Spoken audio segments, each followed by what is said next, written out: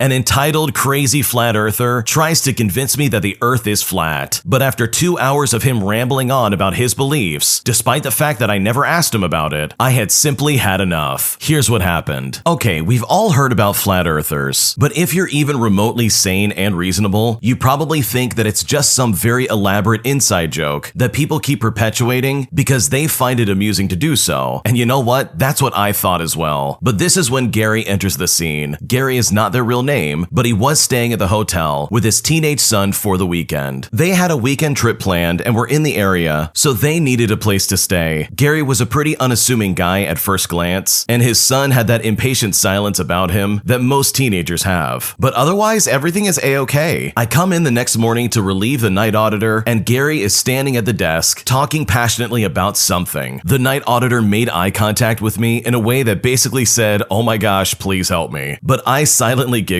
and continued into the office, where I overheard Gary say something about sun rotation and Earth as a plane. I assumed he was poking fun at the flat Earth idea and joking about the entire thing. 5 minutes later, the night auditor walked back into the office with a handful of papers and stared at me unblinkingly as he ripped them up and shoved them into the garbage. He gave me my report and then told me good luck as he left. And I thought that was it. It seemed that Gary had gone up to his room, so I thought honestly nothing of it. 10 minutes later, he comes back down to the desk and introduced himself. So I say, "Hi, nice to meet you, I guess." I didn't know what he expected me to say, and honestly, as it turns out, I didn't have to say anything. He could speak more than enough for both of us. He began to talk about the basics of flat earth theory, and I laughed about it and shook my head a bit. I thought he was joking, but as he kept going, I realized he was completely and utterly serious, and the mirth in my eyes turned to horror. Gary barely stopped for a breath. It took me a minute to tune back into what he was saying after the realization that he was serious hit me. He starts pulling out these resources. He was obviously very well prepared for this, and I'm not talking about a couple of random sources that he mentioned in passing here or there. I'm talking Bible verses, mathematical equations, diagrams, drawings, websites, YouTube videos, measurements, tools, and so much more. My hope withered more and more with each new resource he presented to me, and I found myself stuck in a place where I really did not know what to do, and I seriously just wanted him to stop. But he still kept going, and I seriously cannot believe how weird he was. So going on, he showed me clips of videos, he drew pictures as he was explaining, he worked out the mathematical equations in front of me and explained every step. He wrote down a dozen URLs for me to look into, and he referenced specific Bible verses and emphasized the word choice in them. It went on and on. At this point, it's been an hour and a half, and I've tried to walk away about a dozen times. So I eventually just said to him, "I have to work now," and I went to sit in the office and tried extremely hard to look busy. But he just kept talking. Every time I had to go out to the front desk, he had something to show me. Every time I walked back into the office, he spoke more clearly so I could hear him. I eventually asked him why people don't fall off the earth if it's flat, and he said that there's a great ice wall surrounding the edges of the earth. I asked why it's not common knowledge, and he says that the ice walls are guarded by a branch of the military, and they make people turn around before they can see the walls. He said that this information is kept under wraps because the government doesn't want to admit that they're using so many resources to guard these walls, because according to him, if everyone knew about it, there would be a riot. I managed to grimace a smile out of my mouth as I politely nodded my head. I thought maybe he would leave sooner if it looked like that I believed him, and honestly, I didn't really want to antagonize a weirdo when I was alone in a hotel. I just tried to go along with it. He then told me that he's saving up for a sophisticated camera so that he could have photographic evidence of the earth being flat. This guy was saving up over $1,000 for a camera just to try and prove that the earth was flat. I mean, come on. Eventually, a big group of people came to check out, and he finally walked away. He came back about 10 minutes later and said to me, "You know, most people don't have an open mind like you do. I'm glad you're so willing to learn and consider new information. Can I take a picture with you?" And as he raised his phone camera up to snap it, I shouted at the top of my lungs, "No!" A million mental images of my face appearing on flat earth websites and social media pages flashed before my eyes, and I was nearly frozen in fear. And while he was disappointed, he did leave nonetheless. 20 minutes later, I have a guest come to the front desk and say to me, "Excuse me, miss, I'm sorry to bother you, but there's a man outside harassing people. He's out there shouting about planets and ice walls, and he's screaming this to anyone who walks by." I let out a deep sigh and I looked at him. I lowered my voice and I said, "Sir, he stood here and preached the same thing to me for over 2 hours. If he isn't following people into their cars or hurting them, there's not a whole lot I can do. I'm not going to invite that man back inside. Thankfully, the guest understood and assured me that he was just standing out there preaching and not actually hurting or stalking people. But man, what a day. After that altercation, I was just shocked to realize that flat earthers aren't just part of an inside joke. They are, in some cases, very serious. Yeah, that guy is actually crazy, because every ounce of science points to the earth being round. You have to be either ignorant or just a seriously misguided individual to actually come to the conclusion that the earth is flat and that the government is hiding it from all of us. And Gary in this story seriously needs to get a reality check. But even that, if he really did just think that the earth is flat and that's some kind of weird core belief that he has, then go for it. He's wrong, but go for it. Who cares? It's the fact that he was trying to push this on somebody else, as well as disrupting their ability to do their job. That, in my opinion, is right where he crossed the line, and he seriously should not have wasted everybody's time. Because the poor original poster just wants to do their job. They don't want to be preached to. They don't want to listen to your misguided theories and watch you try to do pretend math. Like, seriously, get a life. So hopefully, for the sake of the original poster, they don't have to deal with anything like this ever again. Because what they dealt with was absolutely ridiculous. And that guy was completely out of line. If you like Am I the Jerk, you're probably going to love Am I the Genius. Check it out, link down below in the description. My boyfriend's family doesn't want me around anymore, and it's all so confusing and I really don't know what to do. So I've been dating my boyfriend for about 6 months, and we have been official for about 4. Our relationship started out great. I got along with his aunt and uncle well, whom he lives with as well, and they were very welcoming to having me in their home at first and letting us hang out there. My boyfriend doesn't drive. His aunt and uncle are fine with driving him to work and appointments, but pretty much nowhere else. Due to this, it's just been a lot easier for me to go over there if we want to hang out. Recently, I had a day off, so I thought it would be nice to give my boyfriend's uncle a break and go pick up my boyfriend from work. We got back to his house and no one was around, so we hung out in his room till we heard someone come in. We went downstairs only to get yelled at by his uncle. I decided to go home, only for his uncle to get offended I wasn't staying for dinner. Now, since this incident, they've made it clear that though I'm invited for dinner every night, I am no longer welcome at their house outside of dinner. They stated that I'm only invited for dinner because they feel bad I don't have family here. I wasn't even allowed to stay later till the rows were plowed during a freak snowstorm and was forced to drive home in near blizzard conditions. Now, I try to be courteous when I'm there, and I try to be polite, ask them about their lives, and clean up after myself, and I also bring them wine in once in a while as a thank you, and I drive my boyfriend around a lot to try and give them a break. I genuinely appreciate them cooking as well as everything, but his aunt and uncle are very protective of him and have done everything for him since his dad passed away a few years ago. They let him move in, they cook for him, they clean for him, they got him jobs, and I feel like this could be part of the issue. So it's really a weird situation, and I honestly don't know what to do. Your boyfriend's family seems really toxic, and they're also really sheltering your boyfriend in a bad way. For some context, the original poster's boyfriend is 24 years old, and on top of that, they don't drive, nor do they take care of their own cooking and cleaning and all this other stuff, which honestly, by that age, you really should have that figured out. It's also crazy to me that they wouldn't let you stay over during a snowstorm. Like, that is not only really dangerous, but it's also incredibly irresponsible. And if I was in your shoes, I probably would not want to go over there anymore, especially with your boyfriend basically being babied and having everything taken care of. If he really cared, he would stand up for you and say, hey, wait a second, there's a snowstorm going on outside. She's absolutely staying until it clears up. And also, you're not obligated to eat at your aunt and uncle's house. The fact that you left because they were freaking out and yelling at each other is, in my opinion, completely reasonable. And for them to get offended by you not wanting to stick around in that kind of hostile environment is really weird in my opinion. So I think maybe it's time to have a serious conversation with your boyfriend, because his aunt and uncle are being really weird towards you, and it's honestly time for something to change. My husband cheated on me when I was pregnant and lied to me repeatedly for years, and at this point, I seriously don't know what to do. So before my husband met me, he was in a serious 3-year relationship. She cheated on him and would gaslight him when he tried to investigate. He eventually was able to find proof before ending things and moving on. When we met, he told me that cheating was a big insecurity for him, and he had trust issues as a result. I promised him that I was not designed that way and that everyone deserves to be treated with kindness and respect. I promised him for as long as we're together, I would remind him just how amazing of a man he was. And I did just that for 9 years without fault. My husband has clearly expressed over the years how I helped him overcome this trauma and showed him what an amazing man he truly is. And our lives lives and personal lives have never been better, honestly. Also, during this time, he's talked about how dishonorable cheating is. He calls cheaters the scum of the earth. I've listened to rants and tirades about the kind of people cheaters must be. He has made his feelings about cheating very clear at this point, and I definitely was on board with him in that regard. He started streaming video games at the same time I got pregnant. He was staying up until middle hours of the night without ever coming to bed. He was very disengaged with me during my pregnancy. He was rude, thoughtless, and frankly inconsiderate to my needs as a wife, as well as a pregnant mother to his unborn child. This behavior only got worse, and I knew something was wrong because it was so unlike him. But lo and behold, it was because he was cheating on me. He was selectively deleting his search history and only leaving things he wanted me to see. However, Google activity tracks everything, and he wasn't deleting that actively, which showed me what was really happening. It showed him creeping on scandalous fan profiles, if you know what I mean, that only certain people can access. He would then go to promiscuous streamer channels while they were live and engage with female content creators, looking into several shady and promiscuous Reddit pages, and this went on for 2 years. I tried to put an end to things without directly calling his character into question. I would ask him what he was doing late at night, and he denied any wrongdoing. I asked him to be respectful of me and not look at promiscuous female streamers, and he said of course. He would then go back to his search history weeks after the fact sometimes, and still keep deleting things out of there that he thought would make him look poor. The entire time, he promised and reassured me that our boundaries were clear and he was being faithful. He spent 2 years lying to me directly to my face. He would gaslight me time and time again, and every time this happened, a piece of me would really fall apart. After 2 years, my hope that I would suddenly become interesting enough came to a close. I finally confronted him. He tried to gaslight me again. After his ridiculousness subsided, we had the chance to talk, and he admitted to me that he cheated. He won't give me details to the extent of what happened. He just keeps saying that everything I've brought forward to him is the extent of what fully happened. It's been a month, and he keeps reminding me about how he knows he messed up and will spend the rest of our lives fixing it with me. He tells me he knows how I feel and why I now feel insecure in our marriage and my trust with him. He says he understands when I tell him that now I feel less attractive. I just can't move on. I just don't know how someone whose heart was so broken from being cheated on is capable of doing that exact same thing to the woman of his dreams and mother of his child. What should I do? First off, this is an awful situation. Here you have a husband that you thought was going to be dedicated to you, but he's clearly been messing around and chatting with other women online, as well as going to sketchy promiscuous sites that really are not a place that a married man should be going to. So there's really no good excuse in my book that would excuse this type of behavior. Like, it's seriously messed up and you definitely deserve a lot better than that. So hopefully you're able to find some kind of solution with this, because you said it right. This guy had already been cheated on. He knows exactly how painful this is for someone. And the fact that he would do that to you still, even after all these years, is in my opinion a massive red flag that you absolutely should not ignore. My coworker and I had to escort a drunken man back to his hotel room after he had one too many drinks and couldn't find his way out of the stairwell, and it honestly was pretty funny overall. Here's what happened. Last night was one of the more interesting nights I've had at a hotel, and I honestly blame it on the full moon. I've gotten liars, I've gotten complainers, I've gotten the unprepared and the faulty equipment. I've also got the booked at the wrong hotel type of people, but at the end of this night, I got the drunks. We've had a ship crew staying with us since November. They're nice guys, they really are. They're leaving soon to take their ship elsewhere. The majority of them thought today was going to be their last day in the hotel, and a chunk of the crew decided to go out and have a few drinks to commemorate. They left at around 6:00 p.m. My shift ended at 11 o'clock, but I have a terrible habit of staying way after I clock out to talk with a night auditor. Now that terrible habit has come in handy for her, as she sometimes gets guests who come down to flirt with her. She's about 10 years younger than me, so her mean gene hasn't kicked in yet. So I act as a buffer for her from time to time. I was especially useful last night when our ship crew came back around midnight and they were absolutely hammered. The night auditor and I were at the desk when we saw them stumbling through the parking lot. There were 5 who went out. One was stone cold sober, and you could see the annoyance on his face as he walked ahead of everyone else. Another guy was incredibly drunk, actually could walk in a straight line, but that line was just perpendicular to where he needed to go. Then there was a guy who we will call Lumberjack. That's obviously not their real name. Partly because he was dressed like one, and partly because it describes how he walked back into the hotel. It's like he was trying to remember how to use all his limbs items all at once. Anyways, all the guys made it back into the hotel without falling or bumping into anything. No one was obnoxious. They just couldn't walk correctly. They all headed straight for their rooms, and I wished them a safe journey up the elevator and continue with my chat with the night auditor. 6 minutes later, we heard a loud beep from our stairwell intercom behind the front desk. It scared the ever-living heck out of us because no one ever uses it. Thankfully, I remembered how to operate it, so I went over to see who needed our assistance. I say into the speaker, "Hello?" and I was met with heavy breathing. This repeated several times before myself and the night auditor decided that we should go up and see who was there. We had a suspicion that it was one of the drunks who had just walked in, but we didn't know what state we'd find them in. We were so incredibly nervous, but we both agreed that we would be braver with each other. We walked cautiously up the stairs. The higher we got, the more we could hear labored breathing, as well as dry heaving. To avoid startling whoever was there, I let out a few timid hellos and still got no response. The distress call came from the third floor stairwell. The night auditor and myself arrived to see no one was there, but the sounds of someone being sick were louder than ever. We soon looked up to see Lumberjack leaning over the wall of the fourth floor stairs, which is odd because his room is on the third floor. The night auditor looks up and says, "Are you okay?" And the Lumberjack replies by saying, "Yes, ma'am," which really was his catchphrase of the night. Through some other intelligible grunts and drunken gestures, he assured us that he was okay and didn't need any assistance. So we retreated back to the front desk, but there was no way we were going to take his word for it though. So we planned to go back up after a few minutes. And so we did. We went back up the stairwell, only for me to then round the corner and stumble upon him slumped over on the third floor stairs. I held my breath waiting for signs of life, and thankfully they came quickly with his signature heavy breathing. The night audit and myself took turns trying to wake him up. He flashed his bloodshot eyes at us and gave us a few more yes ma'ams before agreeing to let us help him into his room just down the hall. The image of us two shrimpy little women trying to hold up this tree of a man from pinballing down the hall was hilarious to watch on camera later on when it was all done and over with. And I'm just glad that it was the two of us there, because I don't think either one of us could have done this on our own. But we got it done. We got him into his room, then later we put together a hangover package of sorts just for him. He's been in his room all day. There was even a note about this whole incident on our communications board. Our general manager commended our quick thinking. The front office manager and I both did wellness checks on him. When I called him tonight during my shift, he said he has no memory of even coming back to the hotel and could only imagine what he had done while he was drunk. But I assured him that he was the most polite drunk I've ever come across. But hopefully in the future, he's a little bit more careful about how much he drinks. That way he can avoid this type of ordeal altogether. What a funny situation to be stuck in. I can't imagine having to look over and see these two women trying to escort this guy back into his hotel room. This seriously could have been a lot worse, and he could have been one of those grumpy, angry drunks who could have been very angry and very grumpy and possibly even violent. So with all things considered, I think the night auditor as well as the original poster absolutely got off easy. I said something awful to my fiancé in the heat of the moment, and I really feel horrible about it, and I seriously don't know what to do. My fiancé and I have been together for almost 5 years now, and our anniversary is coming up soon. We met in our last year of college and have been joined at the hip ever since. One of our first serious conversations when we started dating was about our thoughts on marriage, as well as kids, where we'd live, how our lives would fit around that, etc. To be fair, it was more so one of those honeymoon, head over heels, this is gonna be so exciting talks, but we never really meant it. We would periodically bring up different bits, saying stuff like, "I can't wait to be living in the countryside," or stuff like that, random bits as they came up over the course of our relationship. Our plans, albeit idealistic, seemed solid. Last night, after a bit of invitation writing together, we had some wine and had a long chat about what we are looking forward to the most in married life. She said that she can't wait to have a home that we own and not rent. The reason being is so that we can go off for months at a time and travel around Europe without having to worry about losing our place, as well as constantly moving. I made a joke about our kids' piecemeal education and how they'd surely have that from much of the chopping and changing of schools. She didn't really look at me or laugh when I said that. A few more glasses of wine later, we go to bed. While cuddling to sleep, she whispered to me, "I don't think I want kids." And when she said that, I just kind of lost my mind. I didn't yell or scream, I just left. I got dressed and started to leave. She was calling after me, saying we can talk about this and to come back to bed. And I really regret it, but I called her a manipulator just like her mother. Now, I won't get into it here, it's just way too personal, but her mother is an awful, awful person. I really do want to blame the wine for what I said, said, but that's not fair. I slept on the couch and woke up feeling like garbage. I still do. My fiancé won't talk to me. She's barely even looked at me. I know I heard her saying that, but I'm also hurt too. And I don't want to talk about this with anyone that we might know. Honestly, my brain is fried, and I think I'm trying to justify what I said. What should I do? I think the obvious first thing that you really need to do is just apologize. I think you need to go back to her and be like, look, I'm sorry for what I said. Obviously, you were shocked by her suddenly being like, hey, guess what? I don't want to have kids. And this is after having so many conversations about having kids. Like, the timing definitely did not seem right. And while yes, you were probably devastated by her saying that, it does not give you the right to then talk to her in that manner. I think that kind of personal attack is completely unwarranted and absolutely out of line. So hopefully you can come to some kind of agreement between the two of you and you're able to move forward with some kind of confidence in your relationship. Because otherwise, I can see you sleeping on the couch for a lot longer than just this night. Thanks for watching. When you subscribe, make sure to hit the bell to turn on notifications so you never miss a video. To finish listening to all the stories, use the playlist at the top of the description. And if you like Am I the Jerk, you're probably going to love Am I the Genius. Check it out in the description below and subscribe.